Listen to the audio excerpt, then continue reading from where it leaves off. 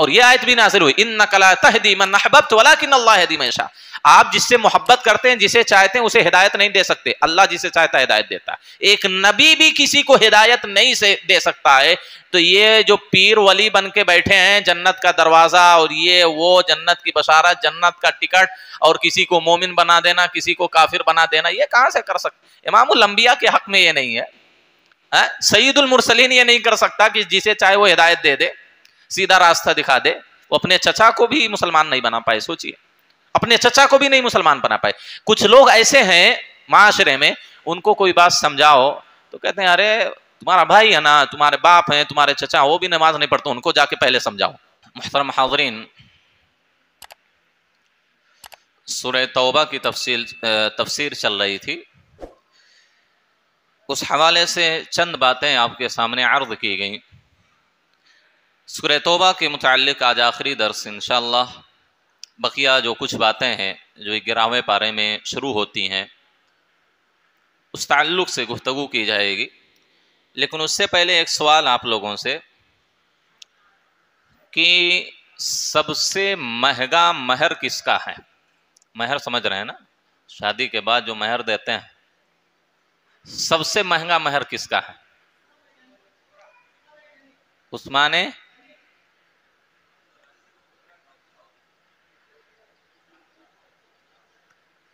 سب سے مہنگا مہر حضرت موسیٰ علیہ السلام کا ہے. آج ہم نے وہی آیتیں پڑھی. وہ کیا مہر تھا معلوم ہے؟ حضرت شعیب کی جو بیٹی تھی مدین میں، جن کے لیے انہوں نے پانی پلایا تھا، تو وہ بیٹیاں جب گھر گئیں تو کہا کہ یہ بہت امانت دار ہیں، طاقتور ہیں، ان کو مزدور بنا لیجئے. تو باپ سمجھ گئے کہ شادی کرنا چاہتی ہیں، تو انہوں نے شرط رکھی ان تأجرنی 8 حجج، 8 سال میرے یہاں مزدوری کرو گے تم. 1-2 سال نہیں، 1-2 مہینہ نہیں، 8 سال تم میرے یہاں مزدوری کرو گے، اور اگر چاہو تو 10 بھی کر لو. تو موسیٰ علیہ السلام نے 10 مکمل کیا.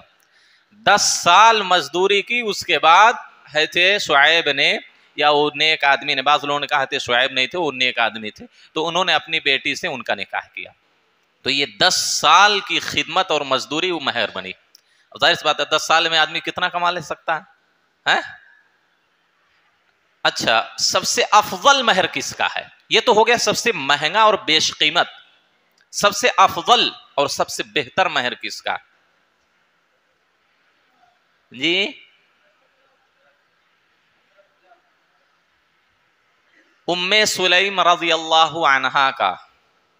ام سلیم رضی اللہ تعالی عنہا یہ مسلمان ہو گئی تھی. ان کو ایک آدمی طلحہ نے پیغام بھیجا نکاح کا. وہ بھی مسلمان نہیں ہوئے تھے. تو انہوں نے کہا کہ تم ایک کافر آدمی ہو، میں ایک مسلمان عورت ہوں، ہم دونوں نکاح نہیں کر سکتے. تم اتنے مالدار ہو، اتنے بڑے آدمی ہو، تمہارا پیغام رد نہیں کیا جا سکتا، لیکن تم کہاں کافر، میں مسلمان، نکاح نہیں کر سکتے. ہاں، اگر تم مجھ سے نکاح کرنا چاہتے ہو اسلام لے آؤ، اسلام لے آؤ. اور اگر تم اسلام لے آتے ہو تو وہی میرا حق مہر ہوگا، وہی میرا مہر ہو جائے گا. میں تم سے کسی چیز کا مطالبہ نہیں کروں گی. تم اسلام لے آؤ، اسلام ہی ہمارا مہر ہوگا. تو ظاہر سی بات ہے اسلام سے بڑی دولت کوئی ہے؟ کوئی چیز نہیں ہے. تو اسلام مہر ان کا تھا. سمجھ رہے ہیں؟ جی. آئیے دیکھتے ہیں سورہ توبہ کے اندر بقیہ کیا چیزیں ہیں. سورہ توبہ کے اندر ایک آیت مذکور ہے، وآخرون اعترفوا بذنوبهم خلطوا عملا صالحا وآخر سيئا عسى الله ان يتوب عليهم ان الله غفور رحيم. چند لوگ ایسے بھی ہیں جنہوں نے اپنے گناہوں کا اعتراف کیا اور کچھ نیک عمل بھی کیے، یعنی گناہ بھی کیے ہیں اور نیک عمل بھی ہے، دونوں خلط ملت. نیک عمل بھی ہے، گناہ بھی ہے، اور لیکن وہ اللہ سے امید لگائے ہیں کہ اللہ ان کی توبہ قبول فرما لے گا. اس آیت کے اندر دیکھیں اللہ رب العالمین نے ہم لوگوں کو تو سمپل لگ رہا ہے کہ کچھ لوگ کیا ہیں، گناہگار ہیں اور گناہ بھی کیا ہے، نیک عمل بھی کیا ہے، کچھ نہیں معلوم اور. لیکن غور جب اگر قرآن کی آیتوں میں، قرآن کے اندر غور کیا جائے، تدبر کیا جائے، تو بڑی اہم چیزیں نکل کے سامنے آتی. احنف ابن قیس انہوں نے جب قرآن کی ایک آیت پڑھی، لقد انزلنا الیکم کتابا فیہ ذکرکم، ہم نے تم لوگوں کے پاس ایک ایسی ایک کتاب نازل کی ہے جس میں تم سب کا ذکر ہے. ہمارا بھی قرآن میں ذکر ہے، آپ کا بھی ہے، آپ کا بھی ہے، آپ کا بھی ہے، سب کا، قیامت تک آنے والے لوگوں کے لیے سب کا ذکر ہے قرآن کے اندر. تو پریشان ہو گئے کہ میرا ذکر قرآن کے اندر کہاں ہے، میں کن لوگوں میں سے ہوں، قرآن میں میرا شمار کن لوگوں میں کیا ہے، کہاں پر اللہ نے میرا ذکر کیا ہے. ظاہر سی بات ہے، نام تو نہیں ہے کہ فلاں فلاں نسیم صاحب کا، ان کا اعجاز صاحب کا، ان کا، ایسا تو ذکر نہیں ہے. اب نام ہی گناتے تو قرآن کتنا لمبا چوڑا ہو جاتا بھائی قیامت تک کے لیے. اور یہ قرآن کی بلاغت کے، قرآن کے اعجاز کے خلاف ہے. تو اللہ نے کہا کہ تمہارا ذکر ہے اس میں، تم لوگوں کا بھی ذکر اس میں آیا ہوا ہے. افلا تعقلون، کیا تم لوگ سمجھتے نہیں؟ تو انہوں نے کہا کہ بھائی سمجھنا چاہیے، ہمارا ذکر ہے، اللہ کہہ رہا ہے. تو یہ قرآن پڑھنے لگے، ترتیب سے، شروع سے قرآن پڑھنے لگے. جب ان آیتوں پر پہنچے، انہوں نے کہا کہ بھائی لاؤ قرآن لاؤ، میں دیکھتا ہوں کہ میرا ذکر اللہ نے کہاں کیا ہے، کن لوگوں میں سے میں ہوں، کن کے مشابہ میں ہوں، اچھے لوگوں میں سے ہوں کہ برے لوگوں میں سے ہوں کہ منافقوں میں سے ہوں کہ کافروں میں سے ہوں. لاؤ قرآن لاؤ. قرآن لایا گیا، آپ نے پڑھنا شروع کیا قرآن کو. جب اس آیت پر آپ پہنچے، کانوا قلیلا من اللیل ما یہجعون وبالاسحار هم یستغفرون، چند لوگ ایسے ہیں جو راتوں کو بہت کم سوتے ہیں، بلکہ ان گہری نیند بھی نہیں آتی، چند لمحہ چند گھنٹے ہی سوتے ہیں، لیکن وہ بھی گہری نیند نہیں، الٹتے پلٹتے رہتے ہیں بستر پر، اور رات کے آخری پہر میں اللہ سے استغفار کرتے ہیں اور اپنے مال میں لوگوں کا، محروموں کا اور سائلوں کا حق سمجھتے ہیں. پھر اس کے بعد اس آیت سے گزرے، چند لوگ ایسے ہیں جو خوشی کی حالت میں بھی، تنگی کی حالت میں بھی اللہ کے راستے میں خرچ کرتے ہیں، اپنے غصے کو پی جاتے ہیں، اور لوگ اگر ان کے خلاف بکواس کرتے ہیں، یعنی اگر کوئی غلطی کرتا ہے، ان سے کوئی لڑائی جھگڑا کرتا ہے تو ان کو معاف کر دیتے ہیں. اور اس آیت سے جب گزرے کہ کچھ لوگ ایسے بھی ہیں جو اپنے آپ پر دوسروں کو ترجیح دیتے ہیں، اپنے آپ سے پہلے دوسروں کو دیکھتے ہیں، اور بخیلی سے اپنے آپ کو بھی بچاتے ہیں. تو انہوں نے کہا کہ بھئی یہ تو میں نہیں ہو سکتا ہوں، انہوں نے کہا یہ میں نہیں ہو سکتا، حالانکہ وہ بہت نیک، عابد، زاہد، بڑے متقی آدمی. یہ تواضع ان کی تھی. یہ ہمارے سلف صحابہ ایسے تھے کہ اپنے آپ کو نہیں سمجھتے تھے کہ میں بہت بڑا عابد ہوں، میں بڑا متقی ہوں، نہیں، حالانکہ یہ ساری باتیں ان میں تھیں، لیکن پھر بھی کہا کہ نہیں، میں یہ نہیں ہو سکتا ہوں، یہ میرا ذکر نہیں، اس میں میرا ذکر نہیں. پھر جب اس آیت کے پاس سے گزرے، وَإِذَا قِيلَ لَهُمْ لَا إِلَهَ إِلَّا اللَّهُ يَسْتَكْبِرُونَ، جب ان سے کہا جاتا لا الہ الا اللہ کہو تو اعراض کرتے ہیں، تکبر کرتے ہیں، لا الہ الا اللہ نہیں پڑھتے. اور جب اس آیت کے پاس سے گزرے، تم لوگوں کو جہنم میں کس چیز نے ڈال دیا، تو کہتے ہیں ہم نماز نہیں پڑھتے تھے، ہم مسکینوں کو کھانا نہیں کھلاتے تھے، ہم قیامت کو جھٹلاتے تھے. تو انہوں نے کہا اللہم انی ابرأ الیک من ہؤلاء، اللہ میں ان لوگوں سے بری ہوں، میں ان میں سے نہیں ہوں، اللہ میں تجھ پر ایمان رکھتا ہوں، نمازیں پڑھتا ہوں، قیامت کو نہیں جھٹلاتا ہوں. لیکن جب اس آیت سے گزرے وآخرون اعترفوا بذنوبہم خلطوا، کچھ لوگ ایسے ہیں جنہوں نے اپنے گناہوں کا اعتراف کیا، نیک کام بھی کیے، گناہ بھی کیے، لیکن اللہ سے امید لگائے ہیں کہ اللہ ان کے گناہوں کو معاف کر دے گا، ان کی توبہ قبول کر لے گا. تو کہا، رونے لگے، کہا کہ اللہم انا من ہؤلاء، اللہ میں انہی لوگوں میں سے ہوں، میرا ذکر اسی آیت میں ہے. حالانکہ وہ صحابی نیک عمل کرنے والے، اونچے درجے کے متقی ولی تھے، انہوں نے کہا کہ اللہ میں یہی ہوں، انہی لوگوں میں سے میرا ذکر ہے. کیا شاید ہم میں سے سب لوگوں کا اس میں ذکر ہے؟ ہم میں سے کس سے گناہ نہیں ہوئے بتائیے؟ سب سے گناہ ہوئے ہیں، کوئی گناہوں سے مبرہ نہیں ہے، کوئی گناہوں سے پاک نہیں ہے، چھوٹے بڑے ہر طرح کے گناہ ہم سے ہو رہے ہیں اور ہوئے ہیں. تو گناہوں کا اعتراف کرنا اور اللہ سے اپنے گناہوں کی معافی کی امید لگانا، یہ مومنین کا شیوا ہے، یہ مومن کی علامت ہے، ایک مسلمان کی نشانی ہے. یہ کہا اللہ میں انہی لوگوں میں سے ہوں، کیونکہ میں نے گناہ بھی کیے ہیں، نیک عمل بھی کیے ہیں، لیکن اللہ تجھ سے امید میں رکھتا ہوں کہ تو میری توبہ قبول کر لے گا. تو قرآن کی اس آیت میں ان سارے مومنین اور مسلمانوں کا ذکر ہے جن سے گناہ بھی ہوئے ہیں اور نیک عمل بھی ہیں. ظاہر سی بات ہے ہم لوگ نماز بھی پڑھتے ہیں, روزہ بھی رکھ رہے ہیں, قرآن بھی پڑھ رہے ہیں, دیگر نیکیاں بھی کر رہے ہیں, لیکن گناہ بھی ہو رہا ہم سے. تو اللہ سے توبہ کرنا چاہیے. امام ابن الجوزی رحمہ اللہ جب اپنے شاگردوں کو کیا ہے نصیحت کر رہے تھے, ان نصیحتوں میں سے ایک بڑی جامع نصیحت یہ کی, کہا کہ اے لوگوں, اگر تم لوگ جنت میں مجھے نہ پانا تو میرے بارے میں اللہ سے پوچھنا, اللہ سے سوال کرنا, کہنا اے اللہ ایک بندہ تھا تمہارا, فلا کان یذکرنا بک, جو بندہ ہم کو تمہارے بارے میں یاد دلاتا تھا, اللہ کون ہے, اللہ کی باتیں بتلاتا تھا, وہ جنت میں نہیں دکھ رہا ہے, اللہ سے سوال کرنا میرے بارے میں. تو اس کا مطلب یہ ہوا کہ سلف صالحین دیکھیے تواضع, کتنے وہ متواضع وہ لوگ تھے, کتنے خاکسار لوگ تھے کہ اعلیٰ درجے پر فائز ہیں تقویٰ کے, لیکن پھر بھی وہ اپنے آپ کو اپنی عبادت پر گھمنڈ نہیں تھا, اپنی نیکیوں پر ان کو گھمنڈ نہیں تھا, وہ اپنے آپ کو سب سے گنہگار سمجھتے تھے کہ میں ہی سب سے گنہگار ہوں, مجھ سے اچھے سب لوگ ہیں, مجھ سے اچھے سب لوگ ہیں. وہ اپنے شاگردوں سے کہتے تھے کہ تم لوگ جب جنت میں چلے جانا اور مجھے جنت میں نہ دیکھنا تو اللہ سے پوچھنا, اے اللہ ایک بندہ تھا جو قرآن و حدیث کی باتیں ہم کو سنایا کرتا تھا, تمہارے بارے میں یاد دلاتا تھا کہ اللہ کون ہے, اللہ سے ڈرنا, یہ ہو. تو روتے تھے, اس طرح اپنی باتیں کہتے تھے شاگردوں سے. تو یہ ہمارا بھی طریقہ ہونا چاہیے کہ ہم جو بھی عبادتیں کر رہے ہیں ان عبادتوں میں کبھی بھی عجب میں مبتلا نہیں ہونا چاہیے کہ میں تو نماز پڑھتا ہوں, کوئی نماز نہیں پڑھ رہا تو اس کو حقیر سمجھنا ہے, نماز ہی نہیں پڑھتا وہ کیسے یہ کامیاب ہوگا, کیسے جنت میں جائے. یہ ہماری ذمہ داری نہیں بھی, جنت میں کون جاتا کون نہیں جانتا, ہم اس کے ٹھیکیدار نہیں ہیں. کسی نے کسی کا ٹھیکہ نہیں لے ہوا ہے کہ کون جنت میں جائے گا کون جہنم میں جائے گا. تو اگر کوئی نماز پڑھ رہا ہے تو یہ سمجھیے کہ وہ اللہ کا شکر ادا کرے کہ اللہ نے اس کو نماز پڑھنے کی توفیق دی. نماز جو نہیں پڑھ رہا اس کو حقیر نہیں سمجھنا چاہیے, اس کو حقیر نہیں سمجھ سکتے آپ, ورنہ یہ آپ کی نیکیاں برباد ہو جائیں گی. وہ بنی اسرائیل کا واقعہ معلوم ہے نا, ایک نیک آدمی تھا, ایک ذرا گنہگار آدمی تھا, اور روزانہ اس کو کہتا تھا غلط کام نہ کرو, اللہ سے ڈرو, اللہ سے ڈرو. تو وہ کہتا تھا اپنا کام کرو. تو کئی بار اس نے منع کیا. ایک مرتبہ اس نے اللہ کی قسم کھا کر کہا, اللہ کی قسم اللہ تجھ سے ناراض ہوگا, تم جہنم میں جاؤ گے. اللہ کو غضب آ گیا, غصہ آ گیا. اللہ رب العالمین نے کہا من یتعالی, کون ہے جو مجھ پر قسم کھاتا ہے, جھوٹی قسم.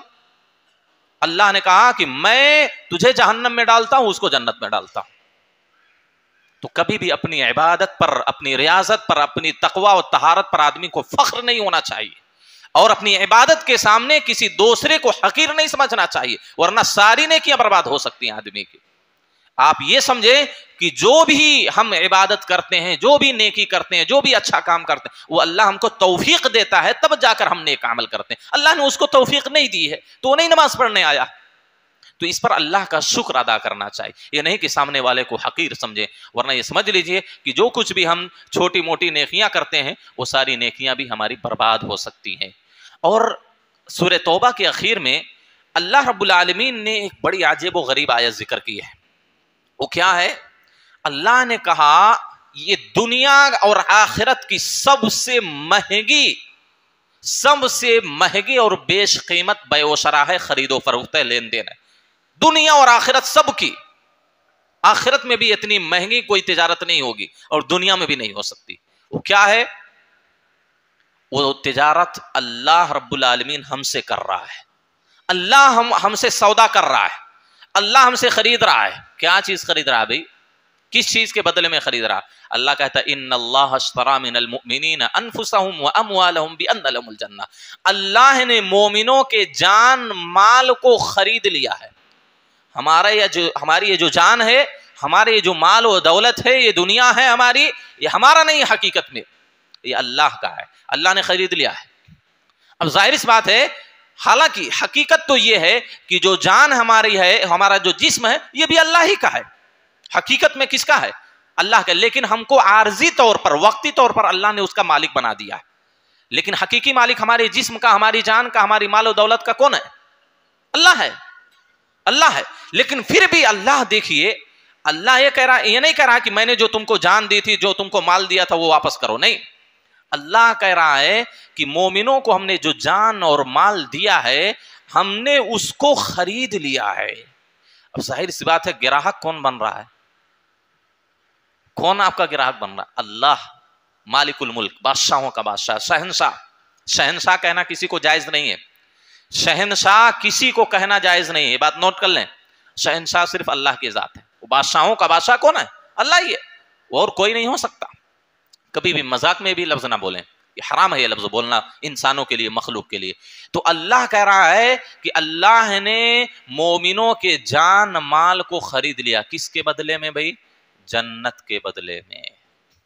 جنت کے بدلے میں ہماری جان کو، ہمارے مال کو اللہ نے خرید لیا. اب گویا کہ ہماری جان اور ہمارا مال کس کی ملکیت ہے؟ اللہ کا. یہ موبائل ہم نے خرید لیا ہے. کس سے؟ دکان والے سے. اب کیا دکان والا اس میں کچھ کر سکتا؟ کوئی تصرف کر سکتا؟ اس کا مالک ہو سکتا ہے، وہ ہم کو آرڈر دے سکتا ہے تم نہیں چلانا، یہ کرنا وہ کرنا، ایسے رکھنا ویسے کچھ نہیں کہہ سکتا. یہ ہمارا ہے بھائی. ہمیں چاہیں اس کو پھوڑیں، چلائیں، پھینکیں، بہائیں، جو بھی چلائیں، جو بھی چاہیں دیکھیں، وہ ہماری مرضی ہے. جب اللہ نے ہماری جان کو، ہمارے مال کو خرید لیا ہے تو ہم اس جسم کو، اس جان کو اللہ کی نافرمانی میں کیسے استعمال کر سکتے ہیں؟ کیسے استعمال کر سکتے ہیں؟ کر سکتے ہیں. ایک ہماری گاڑی ہے، دوسرے کو دیتے ہیں تو 10 ہدایات دیتے ہیں. دیتے ہیں کہ نہیں دیتے ہیں؟ یہ اللہ نے ہماری جان کو خرید لیا. اب وہ اللہ کی چیز ہو گئی. وہ اب اللہ کی چیز کو ہم اسی کے خلاف کیسے استعمال کر سکتے ہیں؟ اب کسی کے ہاں، ہم کسی کے ہاں نوکری کریں، کسی کے غلام بن جائیں، کسی کے نوکر بن جائیں، ظاہر سی بات ہے اب اس کی بار بار ہم خلاف ورزی کریں تو کیا کرے گا؟ وہ بھگا دے گا، ہم کو بھگا دے گا، بلکہ مارے گا بھی، ہو سکتا ہے مارے گا بھی. اب اسی کی چیز اسی کے خلاف استعمال کریں ہم، کتنا برداشت کرے گا کوئی؟ لیکن رب العالمین دیکھیے کتنا غفور الرحیم ہے، کتنا بڑا رحمان اور رحیم اللہ کی ذات، کہ اسی کی چیز کو ہم اسی کے خلاف استعمال کرتے رہتے ہیں، گناہ پہ گناہ کرتے رہتے ہیں، معصیت پہ معصیت کرتے رہتے ہیں. اللہ چاہے تو سیکنڈوں میں ختم کر سکتا ہے، تباہ کر سکتا ہے. یہ جان اللہ نے خرید لی ہے، یہ جسم اللہ نے خرید لی ہے، یہ جو مال ہمارے ہاتھوں میں ہے، جو دنیا ہے، جو دولت ہے، یہ اللہ نے خرید لی ہے، یہ اللہ کی ہے. جب اللہ کی دولت ہے تو ہم اللہ رب العالمین کی نافرمانی کے راستوں میں اس مال کو، اللہ کے مال کو، اللہ کی چیز کو کیسے استعمال کر سکتے بتلائیے؟ لیکن ہم کر رہے ہیں نا، ہم کر رہے ہیں نا. لیکن پھر بھی اللہ ہم کو عذاب دے رہا ہے. یہ مطلب نہیں کہ عذاب نہیں آ رہا ہے، عذاب دے رہا ہے. یہ نمازوں میں ہم کو خشوع خضوع نہیں ملتا ہے، یہ بھی عذاب ہے ایک طرح کا. عبادتوں میں لذت ہم کو نہیں ملتی ہے، یہ اللہ کا عذاب ہے. ہم اس کو عذاب نہیں سمجھتے ہیں. گھروں میں ہماری بے چینی ہے، گھروں کے اندر سکون نہیں، اطمینان نہیں، خوشی نہیں، اللہ کا عذاب ہے. عذاب کیا یہ سمجھتے ہیں کہ پتھروں کی بارش ہو جائے، آگ کی بارش ہو جائے، یہی عذاب ہے؟ زمین میں دھسا دے اللہ، یہی عذاب ہے؟ نہیں. صحابہ کرام کیسی نمازیں پڑھتے تھے، سلف صالحین کیسی نمازیں پڑھتے تھے، ان کو نماز میں کتنا مزہ آتا تھا اور کتنے مست ہو جاتے تھے. کیوں؟ کسی کا پیر کاٹ دیا جا رہا ہے، احساس نہیں ہو رہا ہے، کسی کو تیر مارا جا رہا ہے، مسلسل تیر مارا جا رہا ہے، اس کی وجہ سے وہ صحابی مر جا رہے ہیں لیکن ان کو احساس نہیں ہو رہا. بے شمار اس طرح کے واقعات ہیں.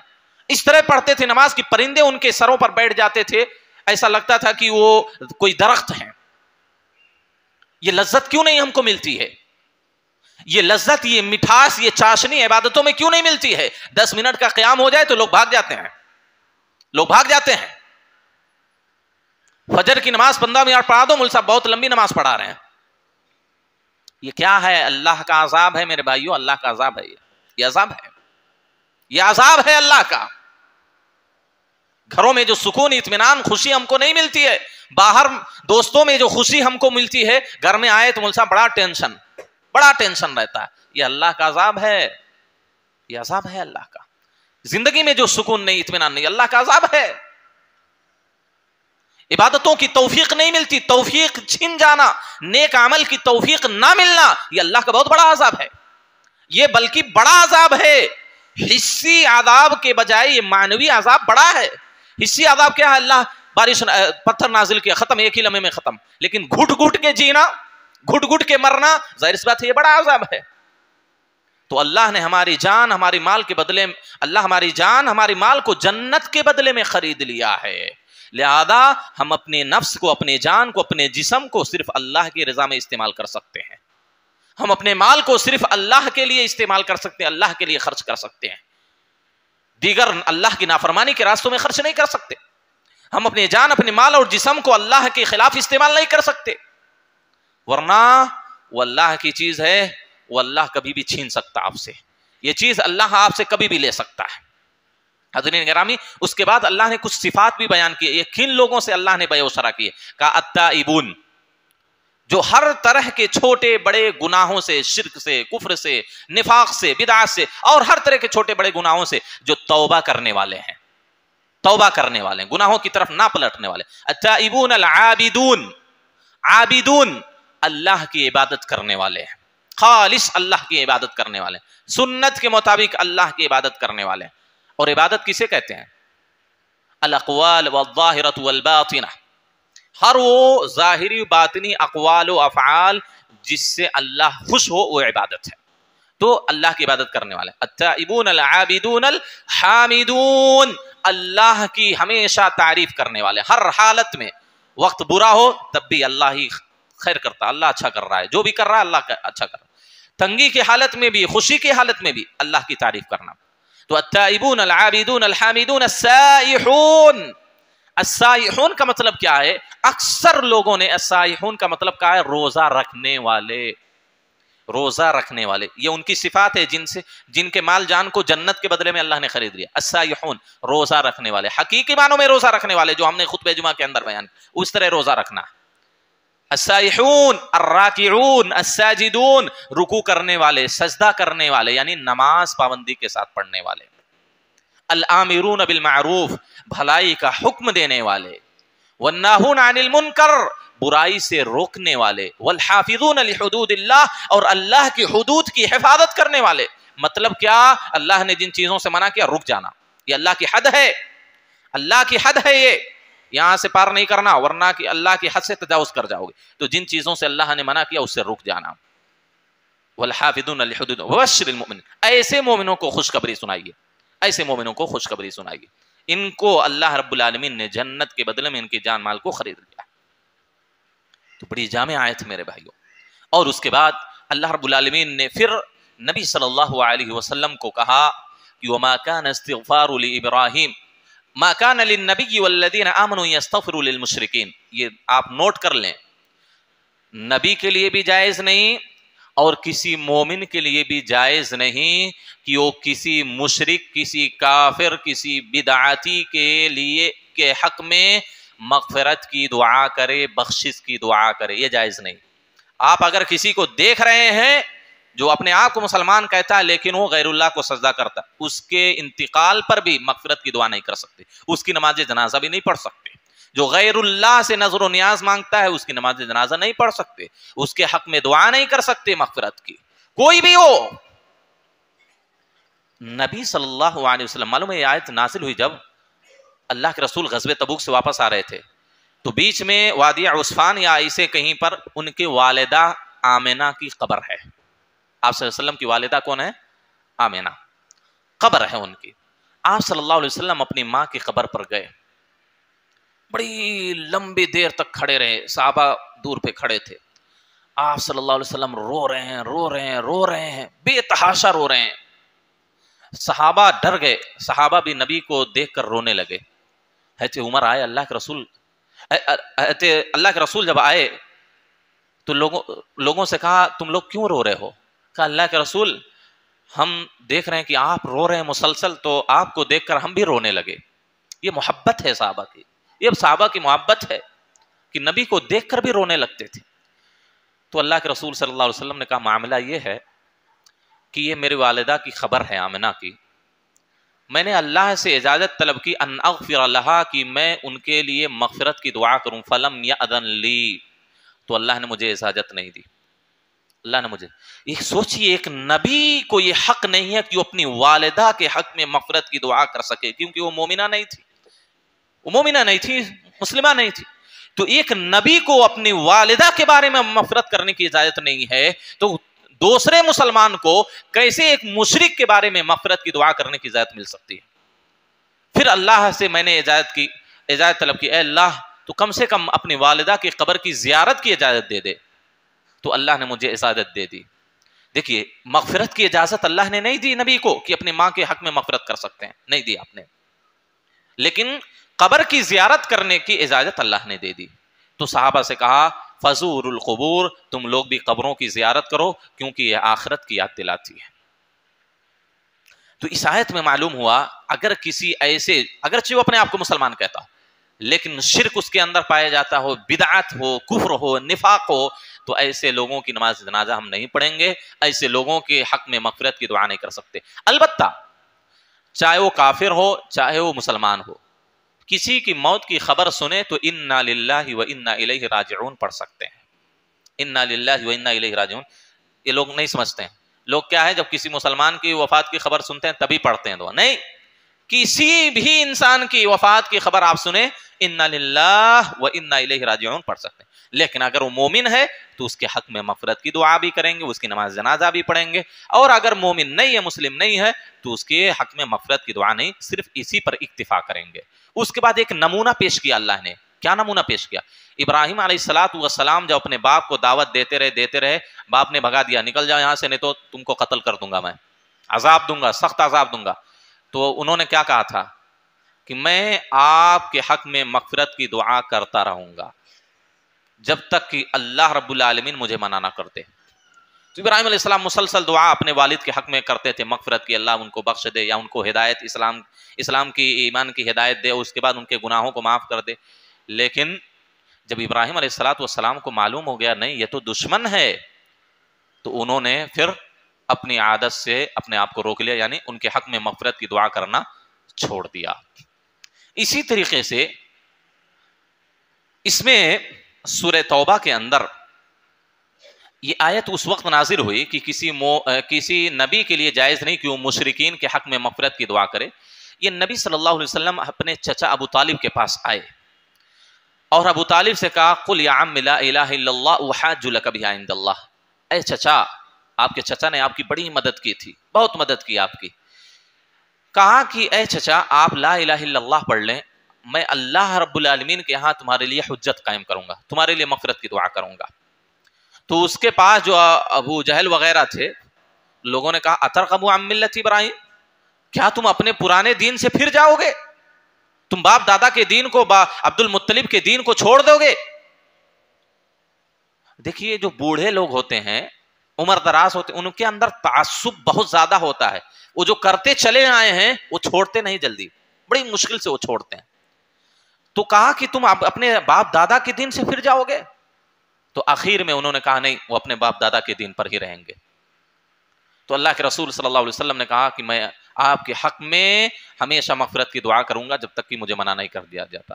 اس وقت یہ آیت نازل ہوئی کہ آپ کے لیے جائز نہیں ہے کہ کسی مشرک کے لیے آپ مغفرت کی دعا کریں، اور یہ آیت بھی نازل ہوئی انک لا تہدی من احببت ولکن اللہ یہدی من یشاء، آپ جس سے محبت کرتے ہیں، جسے چاہتے ہیں، اسے ہدایت نہیں دے سکتے، اللہ جسے چاہتا ہے ہدایت دیتا ہے۔ ایک نبی بھی کسی کو ہدایت نہیں دے سکتا ہے، تو یہ جو پیر ولی بن کے بیٹھے ہیں، جنت کا دروازہ اور یہ وہ، جنت کی بشارت، جنت کا ٹکٹ، اور کسی کو مومن بنا دینا، کسی کو کافر بنا دینا، یہ کہاں سے کر سکتے؟ امام الانبیاء کے حق میں یہ نہیں ہے، سید المرسلین یہ نہیں کر سکتا کہ جسے چاہے وہ ہدایت دے دے، سیدھا راستہ دکھا دے۔ وہ اپنے چچا کو بھی مسلمان نہیں بنا پائے، سوچئے، اپنے چچا کو بھی نہیں مسلمان بنا پائے۔ کچھ لوگ ایسے ہیں معاشرے میں، ان کو کوئی بات سمجھاؤ تو کہتے ہیں ارے تمہارا بھائی ہے نا، تمہارے باپ ہیں، تمہارے چچا، وہ بھی نماز نہیں پڑھتے، ان کو جا کے پہلے سمجھاؤ، ان کو پہلے جا کے سمجھاؤ۔ بولتے ہیں نا یہ بات، جائز نہیں اس طرح کی باتیں بولنا، حرام ہے، تم کو ماننا ہے مانو۔ کچھ لوگ ہیں ایسے، ارے اپنے پہلے باپ کو سمجھاؤ، اپنے بھائی کو سمجھاؤ، وہ نماز نہیں پڑھتا، روزہ نہیں رکھتا، مجھے کیا سمجھاؤ، پہلے اپنے گھر والوں کو دیکھو جی۔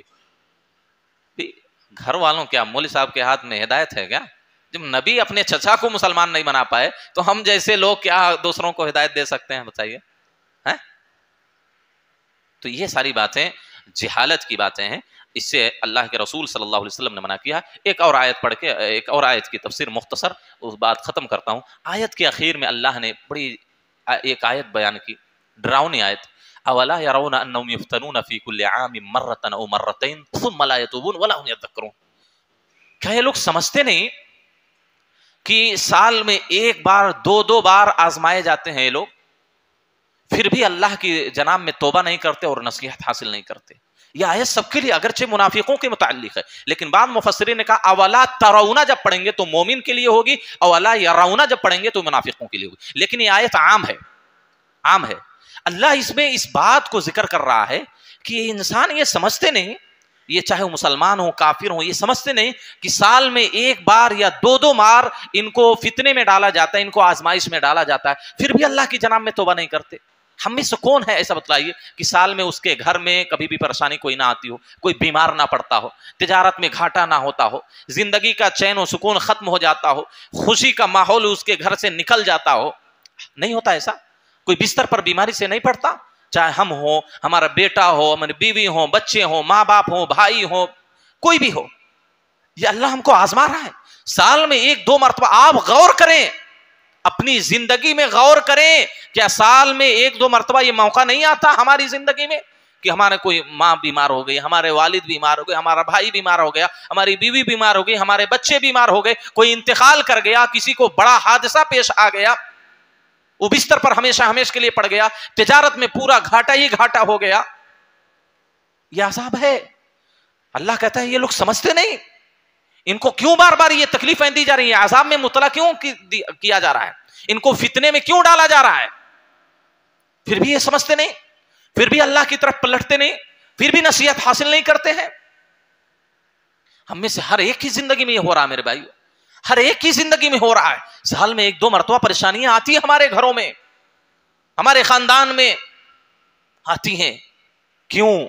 अल्लाह इस वजह से परेशानियां नाजिल करता है, ये तकलीफें देता है, ताकि लोग अल्लाह की तरफ रुजू करें, अल्लाह से लौ लगाएं, अल्लाह की तरफ पलटें और नसीहत हासिल करें, नसीहत हासिल करें।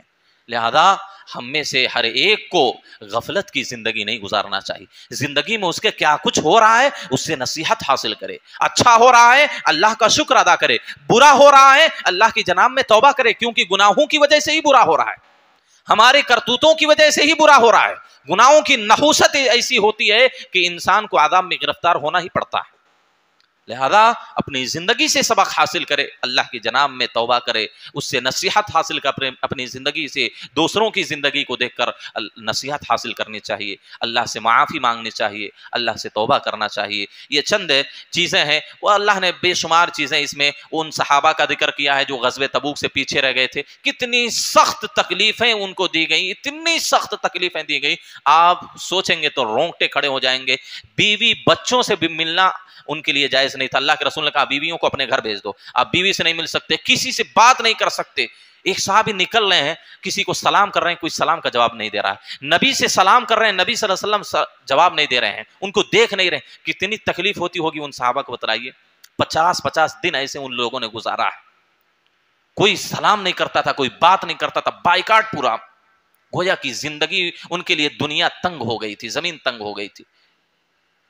तो इन सारे लोगों का भी जिक्र इस सूरह तौबा में हुआ। इसी बुनियाद पर उमर इब्न खत्ताब रज़ियल्लाहु ताला अन्हु ने कहा कि मर्दों को कुरान सूरह तौबा पढ़ने चाहिए और अपनी औरतों को सूरह नूर सिखाना चाहिए। लिहाजा सूरह तौबा पढ़ो, इसमें मुनाफिकीन की जो पोल है वो खोली गई है, मुनाफिकीन के किरदार क्या हैं, मुनाफिकीन कैसे होते हैं और मोमिन क्या हैं, उनकी सिफात क्या हैं, इन सारी चीज़ें सूरह तौबा में जिक्र की गई है। अल्लाह से दुआ है अल्लाह हम तमाम लोगों को कुरान सुनने समझने और उस पर अमल करने की तौफीक दे। आमीन।